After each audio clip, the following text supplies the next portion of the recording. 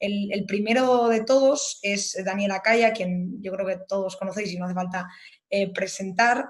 Es economista, también es profesor en algunos centros de finanzas, es gestor de fondos de inversión y luego ha escrito multitud de libros. Yo creo que casi va uno por año. Y el último que nos viene a presentar, y nos lo viene a presentar hoy, es el de libertad e igualdad. Entonces, Daniel, muchísimas gracias por estar aquí, todo tuyo y cuando quieras. Muchísimas gracias Irune, muchísimas gracias al Instituto Juan de Mariana y a todos vosotros por escuchar, ¿no? Menuda época estamos viviendo, ¿verdad? Estamos viviendo una época en la que se ponen en duda muchas de las cosas que defendemos cada día. La importancia del libre mercado, la importancia de la competencia, la importancia de tener instituciones independientes y la libertad individual en cada pequeña cosa. Se nos erosiona, se nos quita y se nos intenta convencer de que hay una disyuntiva entre igualdad y libertad que se tiene que eliminar y que se tiene que dar más preponderancia a la igualdad como ese gran factor que lo soluciona todo. Se nos ha intentado convencer en esta crisis anterior y en la crisis que vivimos ahora mismo de que el gran problema del mundo es la desigualdad y que con la desigualdad llega todos los grandes males y sin la desigualdad se soluciona todo. Y es una falacia, y es una falacia.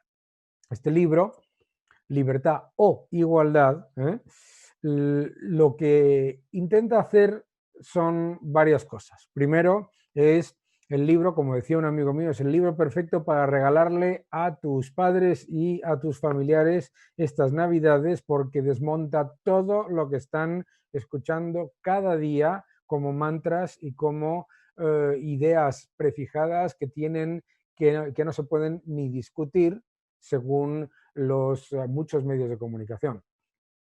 La importancia de la participación del Estado, la intervención constante como solución a los problemas económicos, el problema del desempleo, el problema de la desigualdad, el problema de del capitalismo como concepto, etcétera, etcétera.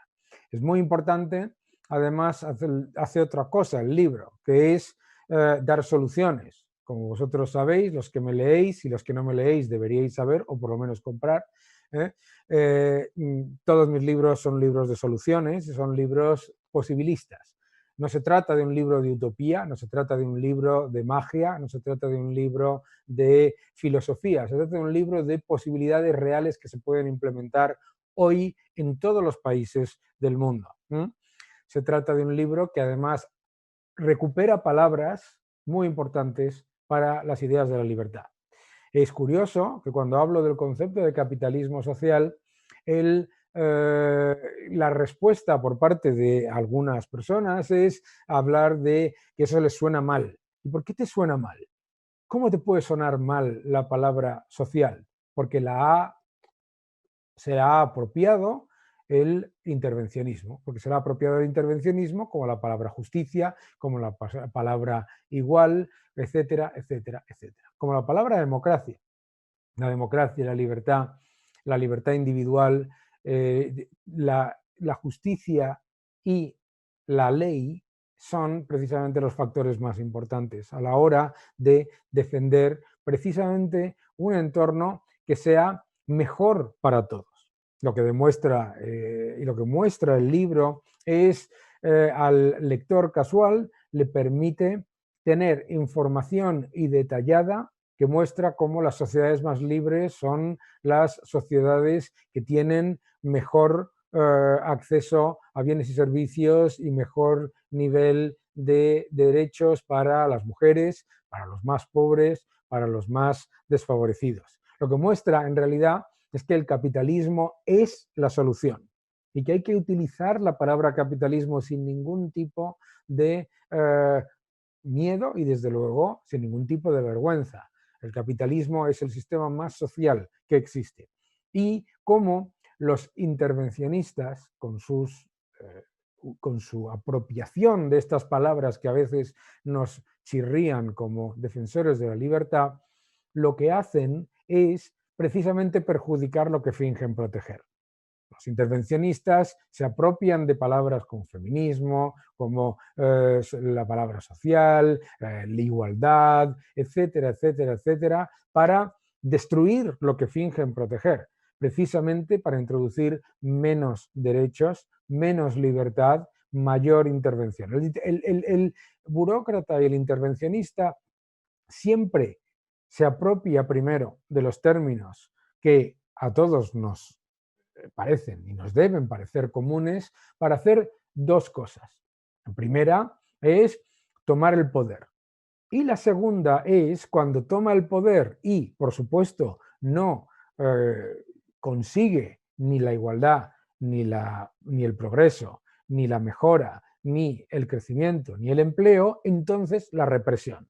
Poder y represión. Es por eso que es tan importante ahora, cuando nos están vendiendo ideas como el gran reseteo, como que las empresas tienen que dedicarse a perder dinero, porque eso es mucho más social, cuando nos están diciendo que la solución es mucho más gobierno.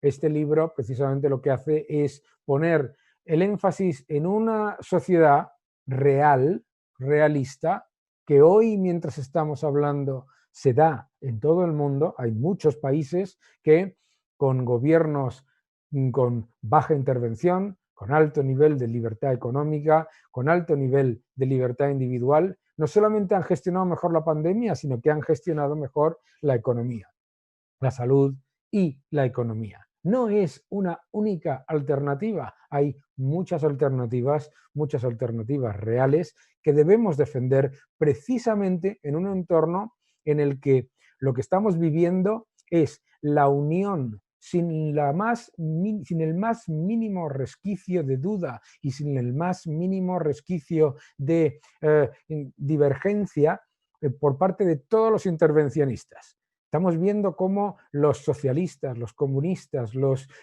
separatistas, todos los más intervencionistas se están uniendo sin la más mínima duda y sin el más mínimo problema en unir sus divergencias. Y curiosamente nos encontramos en que los defensores de la libertad, los defensores de lo que es el verdadero progreso, nos están dividiendo cada día más en pequeños grados de separación completa y absolutamente ridículo. Es un libro, por lo tanto, no solamente de soluciones y de soluciones realistas, y no solamente un libro de divulgación para que el ciudadano medio desmonte los mantras que está recibiendo cada día con datos y con argumentos reales. Es un libro también para que nos unamos todos los defensores de la libertad, que dejemos de pelearnos por pequeños grados de separación y que nos demos cuenta de que hay un camino para conseguir una sociedad mejor, porque nosotros no estamos equivocados. Muchísimas gracias. Muchísimas gracias a ti, Daniel. La verdad es que lo recomendamos desde aquí también. Tu libro, ya sabéis que podéis adquirirlo también desde Amazon, aunque a algunas personas estas plataformas no les gusten. Una vez más os animamos a adquirir todos estos libros. Os recuerdo también que al final de cada panel podéis dejarnos alguna pregunta que podremos hacer a los autores, ya sabéis, como siempre, desde el chat de YouTube. Y me gustaría ahora presentar a la siguiente, en este caso, autora, que creo que ya tenemos por aquí preparada. Ella es Inmaculada Martínez. Es la primera vez que está en el Instituto Juan de Mariana y se lo agradecemos profundamente, porque ya sabéis que también nos gusta traer a gente de diferentes perfiles. Ella es asesora en el Ministerio de Asuntos Económicos y Transformación Digital. Y en cierta medida de eso va el libro que nos va a presentar hoy. Salió también este año y se llama La Quinta Revolución Industrial. Inmaculada, muchísimas gracias por estar aquí y todo tuyo cuando quieras. Gracias. Bueno, la razón por la cual nunca he participado es porque llevo más de 30 años trabajando en Estados Unidos y de hecho en Inglaterra desde el 94 y toda mi carrera se ha desarrollado siempre fuera de España. Y la razón por la cual el Deusto publicó mi libro fue porque en el noviembre del 2018 Roger, precisamente Roger, me contactó y me dijo, oye, me han hablado de ti, tienes el perfil de los tipos de autores que a nosotros nos gusta trabajar con ellos. Y yo soy un científico de inteligencia artificial y una pionera tecnológica. Yo fui una de esas personas que en los años 90 miró al Internet y dijo, esto tiene que ser móvil. Entonces, mi carrera siempre ha estado en tecnología. Y bueno, pues al principio discutimos escribir un libro pues, sobre los efectos transformacionales de la inteligencia artificial, lo típico que yo trabajo y asesoro gobiernos y lo que trabajo día a día, ¿no? Pero lo bueno de Roger es que es un hombre que tiene mucha intuición. Entonces, él me hizo el pitch a mí y al final de su pitch me dice, pero bueno, si hay algo que estés trabajando que sea más interesante. Y en ese momento yo estaba trabajando en un proyecto de la Agencia Espacial Europea, porque la Agencia Espacial Europea es la única agencia que es amiga de todas las agencias y entonces se mete en todas las misiones. La NASA, no sé si lo sabéis, pero la NASA tiene mucha prohibición de trabajar con China directamente, pero la ESA trabaja con todos. Y entonces a mí la ESA me contactó a principios de 2018 porque ellos tenían un programa en robótica y humanos en donde querían defender una tesis que es la que yo desarrollo en Deep Learning, es decir, los seres humanos y las máquinas, ¿en qué se van a diferenciar? Entonces yo trabajo mucho en inteligencia cognitiva, tanto de máquinas como humanos. Y entonces cuando yo llegué a la ESA, me encontré con un panorama que totalmente desconocía y era que el 90% de las misiones son comerciales. Es decir, que la visión que tenemos todos de que las agencias espaciales son la lucha de la Guerra Fría de los años 60, eso ya desapareció hace décadas. Y realmente es una industria comercial, una industria que busca Producto Interior Bruto y en donde hay muchísimos avances tecnológicos que están creando lo que va a ser el progreso de la nueva década y de las décadas que nos vengan. Entonces, por ejemplo, para poneros un ejemplo, el domingo se lanzó el 7º supersatélite de Copernicus, que es el Sentinel 6, nos lanzó Falcon Heavy y es una misión de la ESA con la NASA. Pero es que estos satélites son los que han logrado que midamos el cambio climático. Gracias a ellos hay una Greta Thunberg por ahí hablando de que el nivel del mar está decreciendo. O sea, mucho de lo que nos beneficiamos en la sociedad viene porque hay una parte comercial en el mundo del espacio. Entonces, el libro yo lo he dividido en 3 partes porque la primera yo quería que todo el mundo entendiera que no es una industria frívola, es decir, no mandamos misiones espaciales porque tenemos un ego de vamos a ver si conseguimos más alto en plan olímpico, Altius Fortius, no, sino porque realmente el ser humano, y en esto es donde aporto todo el trabajo que tengo en neurociencia cognitiva y en antropología, es decir, el ser humano es un ser humano pensante y ha creado todo lo que vemos porque es un ser humano que se mueve hacia adelante y es un ser humano neoténico, es decir, que tiene curiosidad por saber qué hay más allá. Y eso fue lo que realmente nos posicionó para salir de África, para convertirnos en Homo sapiens, para descubrir continentes y también ahora para salir hacia afuera. Y de hecho, hace 2 semanas NASA y ESA firmaron ya legalmente el hecho de que vamos a asentar un pueblo en la Luna. Se llama el Pueblo Lunar. Va a tener en los próximos 5 años unos habitantes permanentes de hasta 30 científicos. Está diseñado por Norman Foster, por el SOM, por el MIT.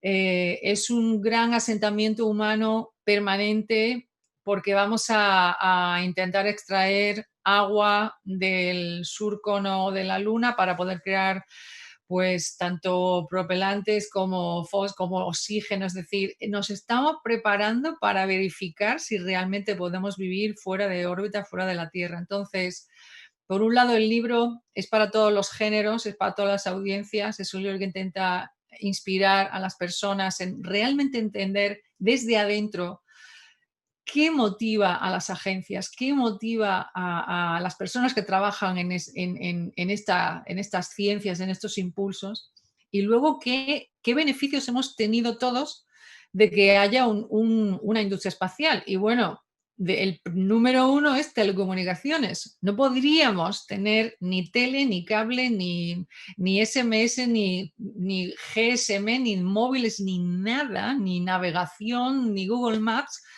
si no hubiera satélites de posicionamiento de satélites de comunicaciones.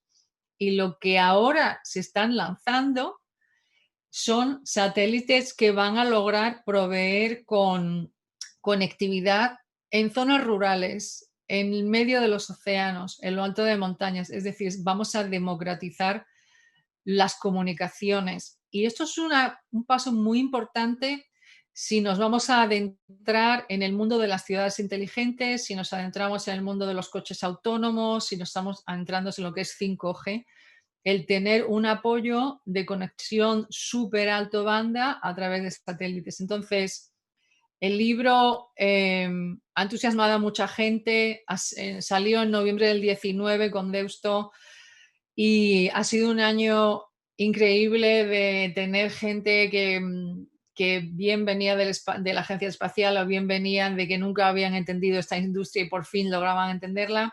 Acaba de salir ahora en inglés. Deusto ha conseguido que salga en China. En fin, es un libro que no quise escribirlo para ingenieros, sino que pensé en compartir realmente la esencia de lo que es el ser humano y por qué estamos adentrándonos en la galaxia, y también por qué se lanzan tantas misiones para cuidar a la Tierra. Y la razón es muy simple: no hay otro planeta como el nuestro. Nos hemos pasado 60 años intentar encontrar otros planetas, otros exoplanetas, otra vida ultraterrestre, y la verdad es que no hay nada tan especial como la Tierra. Entonces, si hay una industria súper volcada en la ecología, en la preservación y en mantener los ecosistemas de naturaleza y animales, es la industria espacial, aunque parezca increíble creerlo. Entonces, es un libro que se lee rápido, lo he escrito muy llanamente, intentando entusiasmar a las personas a que realmente entiendan lo excitante que es que en 10 años seamos una civilización fuera en el espacio también. Estupendo, Inma. La verdad, interesantísimo sobre todo para los que somos tan ajenos, ¿no?, a este tipo de cuestiones. Estamos en el chat de YouTube poniéndonos los enlaces a cada uno de los libros, por si alguno os ha interesado en especial y queréis de repente encargarlo hoy mismo, pues lo tenéis en el hilo de mensajes de YouTube, tanto los que hemos anunciado al principio, como el de Daniel, como ahora el de Inma. También os recuerdo que tenéis el chat para mandarnos alguna pregunta que queráis, que os haya quedado en el tintero en base a lo que nos han ido contando los autores.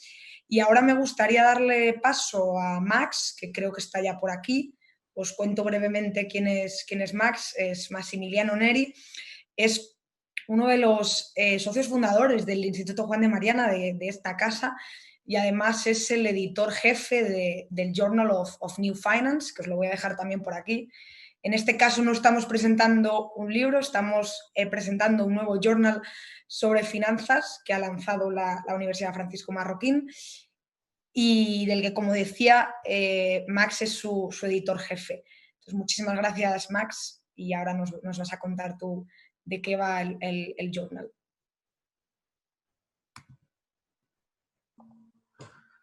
Irune, muchas gracias.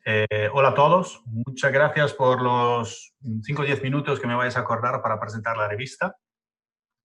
Y es un placer estar aquí. Como tú has dicho, tengo mucho cariño a este instituto, como participé a sus primeros pasos. Sin embargo, voy a presentar algo que tiene que ver con la academia, pero yo no soy un académico, no soy un profesor un poco por pasión, pero trabajo en la industria de la finanza, trabajo para Moody's, me ocupo mucho de gestión de riesgo y tengo una visibilidad de lo que pasa en los mercados financieros desde un punto de vista profesional. Y quiero contar una historia antes de presentar en 2 minutos la historia, de hecho, del Journal of New Finance. Hace unos años, con también la Universidad Francisco Marroquín, nos hemos puesto la pregunta cómo se podría avanzar la causa, cómo se podría ayudar a avanzar la idea del libre mercado en los mercados financieros. ¿Cómo se puede empujar hacia atrás el intervencionismo y el colectivismo en la finanza? Es bastante complejo y difícil. Pero esto tiene que ver, si queremos hacer ejemplos, con una visión más realista de la regulación financiera, por ejemplo, ¿no? Los bancos son entre las entidades más reguladas al mundo. Entonces, pensamos que lo que hay que hacer para hacer esto es ayudar a un grupo de investigadores jóvenes a crecer y llegar a ser importantes, construirse una reputación. Y para hacer esto hay 2 posibilidades, que son los dos ejes en los cuales operamos. Les financiamos investigación, y esto es una cosa que hacemos. Y la otra cosa es, le creamos una plataforma para publicar artículos académicos. ¿Por qué hay que hacer eso? Porque hoy, para defender la causa de la libertad, si tú te vas a ver la orientación de la academia no es hacia el libre mercado.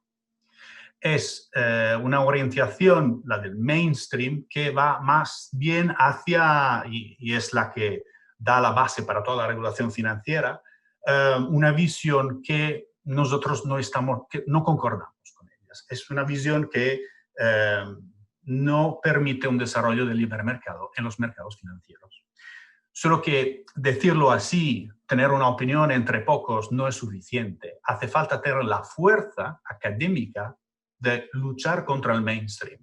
Y para hacer esto, un investigador, esto significa publicar nuevas teorías, publicar cosas que pueden permitir escribir un nuevo paradigma, pueden ir más allá de la parte del mainstream que está en contra de la libertad.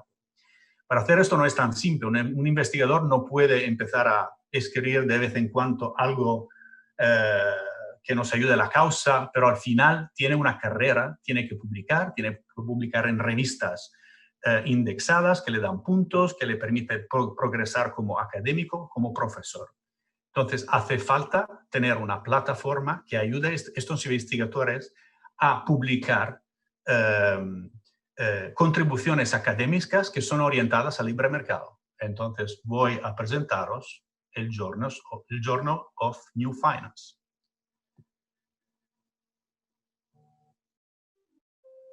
Espero que de la historia que he contado habéis entendido la visión. Está lanzado desde hace el año pasado, pero concretamente este año hemos publicado los primeros 2 números en diciembre. Publicamos el 3er número, que significa que son publicaciones trimestrales. Entonces, cada 3 meses publicamos una serie de artículos originales nuevos. Es una revista en inglés, porque el mundo de la economía y el mundo de la finanza hoy existen en inglés, si quieres llevar a cabo la lucha al nivel más alto. Está enfocado en estudios de finanza, entendido como inversión, previsión macroeconómica, regulación financiera, etc. Y está orientado a académicos, pero también a profesionales como yo. Entonces, intentamos dar una plataforma a todo el mundo. Voy a terminar con un par de referencias. La primera es que tenemos gente de altísimo nivel que ha publicado los primeros números.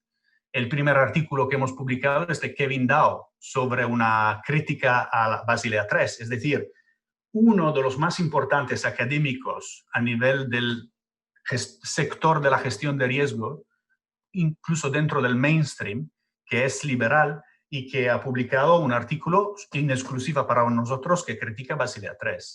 Y luego tenemos Philip Booth y tenemos Scott Vincent, Adrián Rabier, Juan Rayo ha, por supuesto, publicado, Florencia Roca, etcétera. Excelentes nombres. Esto es el primer punto. Os invito a buscar en Google Journal of Inno Finance y vais a descargar gratuitamente estos artículos. La segunda cosa es que aceptamos envíos de artículos, tenemos un proceso institucionalizado como tiene que ser, con peer review, todo lo que hace falta para garantizar la calidad máxima de la publicación. Tenemos actualmente un call for paper sobre la economía de la recuperación, claramente con una visión liberal. Entonces, tenéis una idea de cómo se podría recuperar de esta crisis desde un punto de vista liberal y tenéis ganas de escribir algo que tenga un nivel académico, no dudáis en enviarnos vuestras contribuciones y os vamos a dar una opinión. Con esto os agradezco mucho y Rune, te paso la bola. Muchísimas gracias, Max. La verdad también muy interesante para los que sois aficionados a las finanzas, que de los miembros y seguidores del Juan de Mariana sé que hay muchos.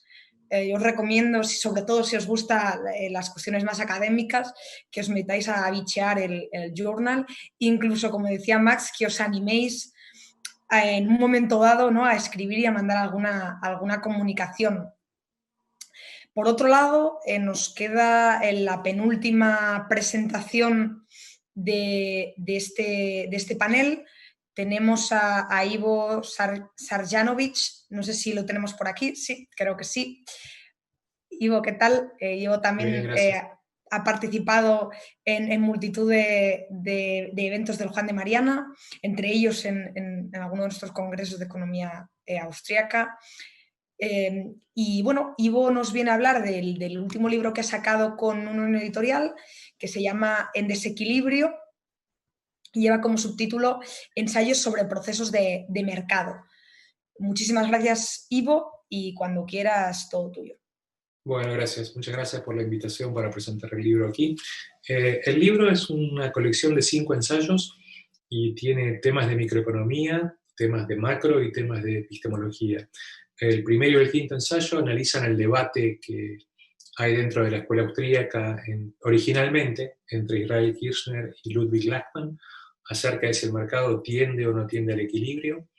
Y bueno, hay todo un desarrollo histórico que arranca con un análisis tanto del equilibrio como del empresario a partir de Menger y va pasando por Mises, por Hayek, hasta terminar en Kirchner y Lachmann. Y últimamente hay una postura nueva que está básicamente representada por Nikolai Voss y Peter Klein, que tienen como una postura ecléctica en este debate.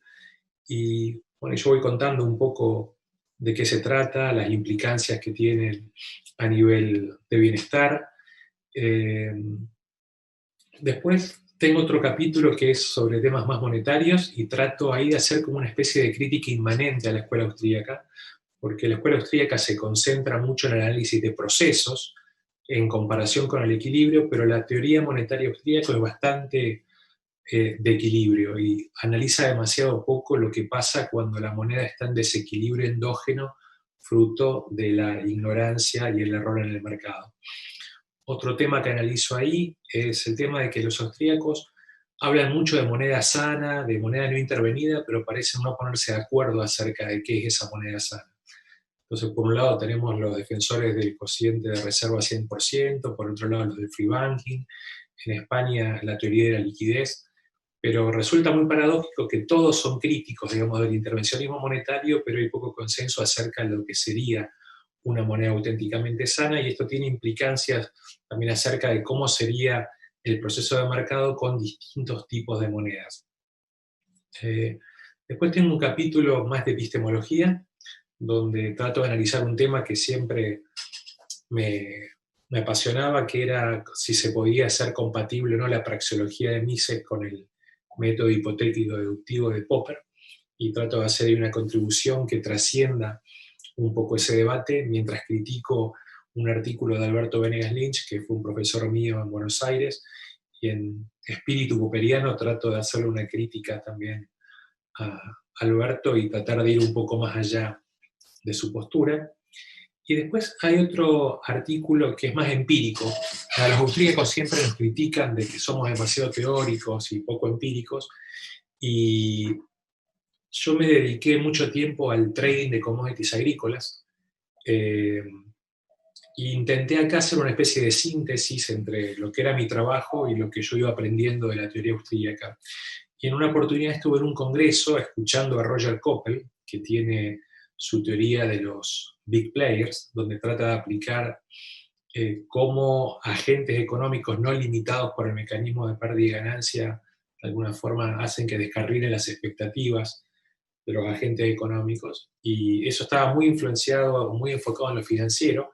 A mí se me ocurrió hacer una analogía y aplicar esa teoría al mundo de los commodities. Entonces se lo planteé a Roger y bueno, decidimos escribir un artículo juntos y bueno, y salió una comparación de cómo se comporta el mercado de soja con cómo se comporta el mercado de trigo cuando hay monopolios gubernamentales que son muy activos en esos mercados. Y ahí lo que logramos mostrar es que el caso del mercado de trigo tiene determinadas características fruto de que existen monopolios gubernamentales más grandes que lo diferencian del mercado de soja. Y bueno, y todos estos 5 artículos están enmarcados en, digamos, una forma de hacer escuela austríaca donde trato de desdogmatizar un poco, y precisamente la intención mía no era repetir cosas que se habían dicho, sino tratar de identificar problemas que hay dentro de la escuela austríaca como para seguir avanzando en el conocimiento. La escuela austríaca tiene siempre una fama de ser un poco dogmática, entonces me parecía interesante tratar de analizar problemas donde no había consensos como para tratar de ir superando. Y también a mí me gusta en la escuela austríaca a veces mezclar la escuela austríaca con otras escuelas para hacer buena economía, como dice Bethke, y no pretender que la escuela austríaca pueda explicar absolutamente todos los problemas que existen hoy por hoy en el planeta Tierra, sería como pedirle demasiado. Y bueno, entonces un poco, digamos, desde el punto de vista de Popper, traer todo el aspecto de racionalismo crítico, de dogmatizar, y después a nivel microeconómico el análisis de los procesos, a nivel macro hacer un análisis también de procesos de mercado, de temas monetarios, y una epistemología integradora entre Mises y Hayek. Ese fue un poco el objetivo de los ensayos y del libro. Y acá está el libro. Muchísimas gracias, Ivo. Lo hemos puesto, como mencionábamos anteriormente, en los comentarios de YouTube. Así que genial, muchísimas gracias. Ahora tocaría presentar el libro de Juan Ramón Rayo, que sacó, sí creo que ya hace casi un año, con Unión Editorial. Lo que pasa que Juan Ramón no ha podido estar aquí. Sin embargo, nos ha dejado un vídeo para que lo enseñemos. Hola a todos, bueno, este es mi último libro, una crítica a la teoría monetaria de Ludwig von Mises. En este libro tiene 2 partes y lo que intento en la primera parte es reconstruir, exponer de la manera más honesta y más rigurosa posible cuál es la teoría monetaria de Mises, cuál es la teoría del dinero de Mises, cuál es la teoría sobre el valor del dinero de Mises, cuál es la teoría sobre lo que Mises llama medios fiduciarios, sustitutos del dinero, activos financieros que reemplazan al dinero cuando éste no puede utilizarse o cuando no es conveniente que éste se utilice, y también cuál es la teoría del interés y de los ciclos económicos de Mises, que está muy ligada al abuso de los medios fiduciarios como reemplazo del dinero en efectivo. Entonces, en esta primera parte expongo lo básico, lo esencial de la teoría monetaria de Mises, y en la segunda parte ya elaboro mi crítica de manera más desarrollada. Ya expongo por qué, a mi juicio, la teoría monetaria de Mises es bastante deficiente, teniendo muchas cosas muy positivas, pero en muchos aspectos es bastante deficiente y, por desgracia, muchos austríacos se aferran especialmente a aquellos aspectos de la teoría monetaria de Mises en los que es más deficiente. Y por eso considero que este libro es especialmente relevante, porque intenta que muchos autores austríacos que están en un punto muerto en el desarrollo de la teoría monetaria, que están intentando encajar a martillazos teoremas monetarios que casan fatal con la realidad, tengan una exposición alternativa y, a mi juicio, más fructífera y más rica, que les permita desarrollar teoría económica de manera más rigurosa, de manera más realista, y que les permita, por tanto, liberarse, creo, de las cadenas, del corsé teórico que algunos, por no leer a Mises con la mente abierta, es decir, buscando lo que es positivo y también rechazando sin ningún tipo de dogmatismo lo que es equivocado, pues a las cadenas que algunos están llevando, justamente, insisto, por reverenciar irracionalmente a Mises en lugar de por leerlo como lo que es, como un economista que, como todos, tiene aciertos y tiene fallos, tiene equivocaciones. ¿Y cuáles son las principales equivocaciones de Mises? Bueno, esto daría para mucho, pero podemos comentar algunas de ellas justamente a través del resumen que ofrezco en el último capítulo del libro. Algunos errores, no todos, sobre, por ejemplo, teoría del dinero. Para Mises, la única liquidez que debe exhibir el dinero es su fácil intercambiabilidad en el mercado. Sin embargo, no es esa la única liquidez importante en el dinero. Si entendemos liquidez como estabilidad de valor, evidentemente el dinero tiene que tener liquidez en el sentido de ser ampliamente aceptado a un valor estable en el mercado, pero el dinero también tiene que tener liquidez en el sentido de mantener, de preservar su valor a lo largo del tiempo para que pueda actuar como depósito de valor, es decir, como medio de no cambio cuando las transacciones que se ofrecen en el mercado no son transacciones que el tenedor de dinero quiera aceptar. Para Mises, el dinero se divide en dinero mercancía, dinero crédito y dinero fiat. Esta clasificación de Mises es eficiente porque en realidad el dinero se divide en activos reales y activos financieros. Y el dinero crédito, lo que Mises llama dinero crédito, y el dinero fiat no son más que activos financieros, es decir, sustitutos del dinero activo real. El oro es un activo real que actúa como dinero. Un bono que actuará como medio general de intercambio podría ser dinero crédito, pero es que en realidad es un activo financiero. Y la moneda fiat, de nuevo, es un activo financiero, una deuda del gobierno que cancela derechos tributarios. ¿Y por qué esta equivocación es relevante más allá de cómo queramos clasificar los medios de intercambio? Pues porque para Mises todos los dineros, el dinero mercancía, el dinero crédito y el dinero fiat, son activos reales, son bienes presentes. Y el dinero crédito y el dinero fiat no son activos reales, son activos financieros, son lo que Mises llamaría bienes futuros y por tanto no es verdad que todos ellos caigan bajo la clasificación de dinero como bien presente. Mises también dice que el dinero ni es un bien de consumo ni es un bien de orden superior, sino un medio de cambio, una categoría especial de los bienes, pero tampoco es así. El dinero puede actuar como bien de consumo para aquellos que simplemente valoran el dinero por su ostentación. Y sobre todo el dinero constituye un bien de orden superior. Es una herramienta que nos permite efectuar intercambios y los intercambios son parte del proceso económico. Son parte de la estructura productiva y distributiva de nuestra sociedad. Errores de Mises sobre el valor del dinero. El valor subjetivo del dinero depende de aquellos bienes que se vayan a comprar con él.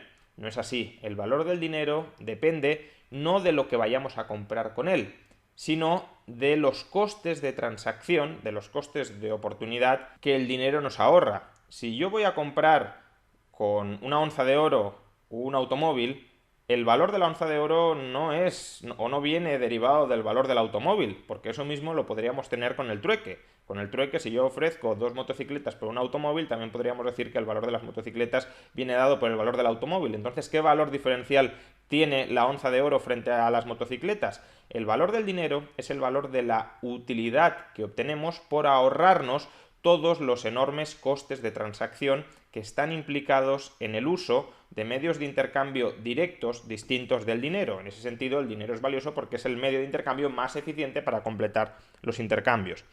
Para Mises, sin el teorema regresivo, no es posible explicar el origen de ningún dinero, lo cual también es una equivocación. Es posible explicar el origen del dinero no en función de la historia del dinero, sino en función de las expectativas de aceptación y de valoración futuras del dinero. Si hay expectativas convergentes en que un medio de intercambio se va a utilizar como tal, ese medio de intercambio, aunque no tenga ninguna historia, se puede utilizar como dinero. Y creo que el ejemplo de Bitcoin es un ejemplo muy ilustrativo.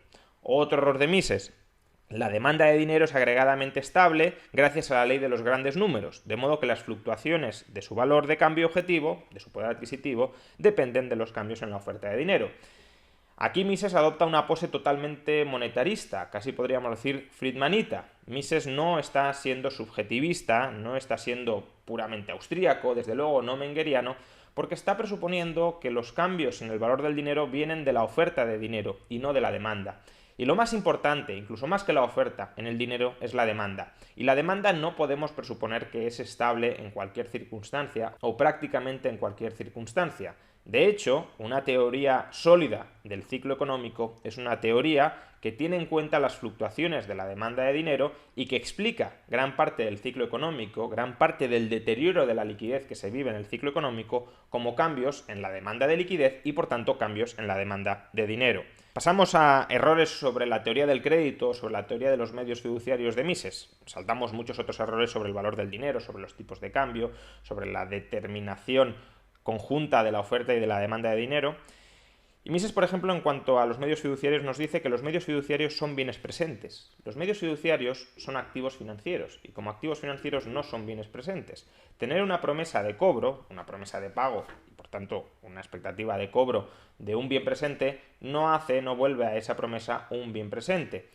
Los medios fiduciarios se pueden impagar aunque les atribuyamos una probabilidad subjetiva de impago igual a 0, y si es posible que sean impagados, si es posible que la promesa no se cumpla, si el valor de los medios fiduciarios depende en última instancia de la capacidad de su emisor, de su deudor, para cumplir con la obligación financiera contenida en esos medios fiduciarios, entonces los medios fiduciarios no son bienes presentes. Creando promesas de pago no estamos creando oro, estamos creando promesas de entregar oro, y esas promesas se pueden incumplir, y el estudio, el análisis de cómo esas promesas de vez en cuando, regularmente, cíclicamente se incumplen, es justamente uno de los fundamentos de una buena teoría del ciclo económico. Más errores de Mises en este sentido. El crédito circulatorio genera doble disponibilidad de recursos. Este es uno de los errores más extendidos entre los austríacos, la idea de que cuando se crean medios fiduciarios se está creando una doble disponibilidad de recursos sobre la economía, porque de alguna manera se presupone que el dinero y los sustitutos del dinero tienen que representar títulos sobre bienes que existen, y por tanto si incrementamos la cantidad de dinero o la cantidad de sustitutos del dinero sin que aumente la oferta de bienes reales, entonces estamos creando como más títulos sobre los bienes que existen y en consecuencia estamos creando doble disponibilidad sobre los recursos. No es así. El dinero no es un derecho de cobro en bienes. Los pasivos financieros, los activos financieros, tampoco son derechos de cobro sobre mercancías, son derechos de cobro en oro. Y ese derecho de cobro se satisface en función de la capacidad de pago del deudor. Si el deudor paga, no hay ninguna doble disponibilidad, porque el oro pasa a tenerlo el acreedor y ya no lo tiene el deudor. Si ese derecho de cobro se impaga, entonces tampoco hay ninguna doble disponibilidad, porque justamente se está privando de esa disponibilidad al acreedor que no está cobrando. Y obviamente un derecho de cobro impagado tiene un valor de 0, por tanto ni siquiera podría ser endosado en el mercado. Si ese derecho de cobro ni se paga ni se impaga, sino que se utiliza para ser endosado en el mercado, es decir, yo tengo un derecho de cobro contra una tercera persona y en lugar de cobrar el oro que me debe esa persona, le vendo ese derecho de cobro a otra persona a cambio de su mercancía. Vendo un billete pagadero en oro por 100 onzas de oro, se lo vendo a un concesionario para que me dé un coche. En ese caso, de nuevo, tampoco existe ninguna doble disponibilidad. ¿Por qué? Porque quien tiene el coche soy yo. Me he desprendido del derecho de cobro a cambio de un coche que ya no tiene el dueño del concesionario. ¿Y qué tiene el dueño del concesionario? Tiene un título a recibir oro. Si recibe ese oro, la disponibilidad del oro la tendrá él y no la tendrá el deudor. Y si no recibe el oro, porque ese derecho de cobro es impagado, no tendrá tampoco ninguna doble disponibilidad porque habrá perdido la disponibilidad sobre el oro y sobre el automóvil que vendió esperando cobrar oro. Por tanto, nunca existe doble disponibilidad de recursos. Este es un error austríaco básico por no entender cómo funcionan los mercados financieros, por no entender adecuadamente cómo funcionan los mercados financieros y por no entender cómo actúa la banca como un intermediario financiero puro. Un intermediario financiero que puede cometer muchísimos errores, que tiene muchísimos privilegios, pero la crítica que hay que hacer a los bancos no es una crítica errónea, es la crítica acertada, la crítica de los privilegios que tiene la banca y por esos privilegios desarrolla muy mal en muchas ocasiones la que debería ser su tarea de intermediación financiera. Otro error de Mises: los medios fiduciarios, es decir, los billetes de banco, los depósitos bancarios, deberían integrarse en los fondos propios del banco. Claro, Mises nos ha dicho que los medios fiduciarios son bienes presentes, y si un banco crea un bien presente, ese banco se está enriqueciendo, ese banco está creando riqueza de la nada. Eso es una barbaridad económica, financiera y contable.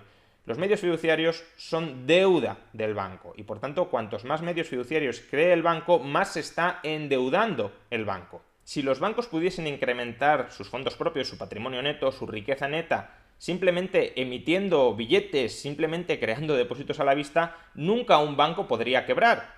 Cuando un banco quebrara, es decir, cuando el valor de sus activos fuera inferior al valor de sus pasivos, crearía medios fiduciarios y eso incrementaría el valor de sus activos. No sería necesario ningún tipo de rescate estatal, no sería necesario utilizar la riqueza, el patrimonio de los contribuyentes para recapitalizar a los bancos. Ellos se autorrecapitalizarían creando medios fiduciarios. Y evidentemente esto no es así. ¿Por qué? Porque si una entidad está quebrada, si sus activos valen menos que sus pasivos, y esa entidad lo único que hace es crear medios fiduciarios que son deuda, más deuda del banco, ninguna entidad se recapitaliza endeudándose todavía más. Lo que haces en todo caso es descapitalizarte aún más. Por tanto, creo que aquí se ilustra muy bien la confusión profunda que tiene Mises entre dinero y medios fiduciarios. Que algo sea un sustituto del dinero no significa que comparta la naturaleza del dinero. El dinero, el oro, es un bien presente.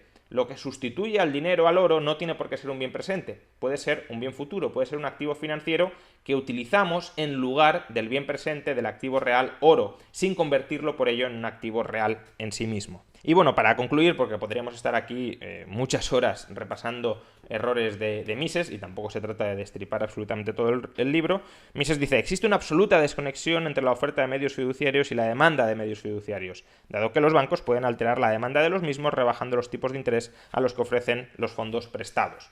Básicamente lo que está diciendo Mises es: no es cierto que los bancos únicamente creen medios fiduciarios en función de la demanda de los medios fiduciarios. ¿Por qué? Porque los bancos pueden alimentar la demanda de medios fiduciarios rebajando los tipos de interés. Si el banco ofrece crédito a tipos de interés más bajos, habrá más gente que se quiera endeudar, es decir, habrá más gente que querrá recibir los medios fiduciarios de los bancos. Y por tanto el banco puede autoalimentar la demanda de medios fiduciarios y por tanto puede controlar en última instancia cuántos medios fiduciarios crea o deja de crear. ¿Por qué este razonamiento es deficiente? Porque Mises no está teniendo en cuenta que aun cuando el banco, es verdad, pueda controlar el tipo de interés al que ofrece los créditos y por tanto pueda de alguna manera influir sobre la demanda de endeudamiento de los agentes económicos, los medios fiduciarios que crea el banco para otorgar esa financiación luego se endosan en sociedad y se convierten en deudas en manos de otros acreedores. Y son esos otros acreedores, aquellos que reciben como pago los billetes o los depósitos bancarios, los que determinan, en un régimen de patrón oro, en un régimen de moneda fiat con banco central es distinto, pero Mises no está escribiendo sobre ese régimen, está escribiendo sobre un régimen con patrón oro y incluso con libertad bancaria. En ese régimen, quienes determinan si el banco puede dar más o menos crédito son los acreedores de la banca, incluso los nuevos acreedores de la banca una vez se hayan endosado los medios fiduciarios, porque si los acreedores de la banca consideran que el banco está dando demasiados créditos y está cobrando por ellos tipos de interés demasiado bajos, en relación con el tipo de interés al que remunera a los acreedores le pedirán la conversión de esos derechos de cobro, de esos billetes, de esos depósitos en oro. Y por tanto, si el banco está prestando a corto, medio o largo plazo a los ciudadanos, a los agentes con necesidad de financiación, y por tanto no está recuperando inmediatamente el oro que está indirectamente prestando, y los acreedores le reclaman ese oro, el banco tendrá que cerrar el grifo del crédito. No podrá seguir dando crédito a tipos de interés muy bajos si los acreedores del banco, si los tenedores de sus billetes, si sus depositantes le dicen: no quiero seguir extendiéndote financiación. No olvidemos nunca que un banco es un intermediario financiero. Un banco necesita recibir financiación para dar financiación. Puede recibir la financiación después de haber dado la financiación, pero en todo caso un banco necesita tener la financiación cerrada para mantener la financiación que está otorgando. Y si los acreedores del banco, que son los que le dan la financiación, le cierran el grifo del crédito, el banco deja de poder seguir extendiendo financiación a los deudores del banco. Y por tanto no es cierto que los bancos puedan dar arbitrariamente toda la financiación que deseen. La financiación que dan, insisto, en un régimen de patrón oro y con libertad bancaria, depende de la financiación que reciben de los ahorradores. Bueno, estos son solo algunos de los errores de la teoría monetaria de Mises, pero creo que lo relevante es poner todos esos errores de relieve, ofrecer una alternativa teórica a la obra de Mises, no para tumbar a la escuela austríaca o no para tumbar la teoría monetaria de la escuela austríaca, sino para que la escuela austríaca se ponga las pilas y empiece a explorar nuevas vías de teorizar en lo monetario, de teorizar en el ámbito del dinero, del crédito, de la banca, de los ciclos económicos, de los tipos de interés, que no carguen con hipotecas intelectuales de un autor que ha sido fundamental en la génesis de la escuela austríaca, pero que no tiene la última palabra absolutamente en todo y que por tanto se pudo equivocar como se equivocó Mises, porque además la mayoría de errores de Mises a los que se aferran muchos austríacos modernos no son ni siquiera aportaciones originales de Mises, son ideas de David Ricardo, de la escuela monetaria en el siglo XIX, antes incluso de que surgiera la escuela austríaca, que Mises incorpora, a mi juicio, repito, de manera equivocada y de manera desafortunada, dentro de la tradición de pensamiento austríaco que inaugura Karl Menger. Por tanto, en realidad, este libro es un libro para revitalizar desde sus auténticos orígenes la teoría monetaria de la escuela austríaca, para evitar que la teoría monetaria de la escuela austríaca siga yendo por los caminos por los que la desvió Ludwig von Mises, con mucha buena voluntad, pero también con muchos errores y muchas equivocaciones que hoy lastran el desarrollo de la teoría monetaria desde un punto de vista más realista y más riguroso y más ajustado al mundo en el que vivimos. No me queda más que agradecer a los 4 autores que habéis estado presentando vuestros libros y el journal, emplazaros a que si en un futuro, que seguro que alguno de vosotros va a repetir, escribís un nuevo libro, que sepáis que el Juan de Mariana es vuestra casa y estaremos encantados de presentarlo otra vez en Libreacción, esperando que pueda ser un evento presencial. Y nada más, si os parece hacemos un pequeño descanso y en breves momentos volveremos con el siguiente panel. Muchísimas gracias de nuevo.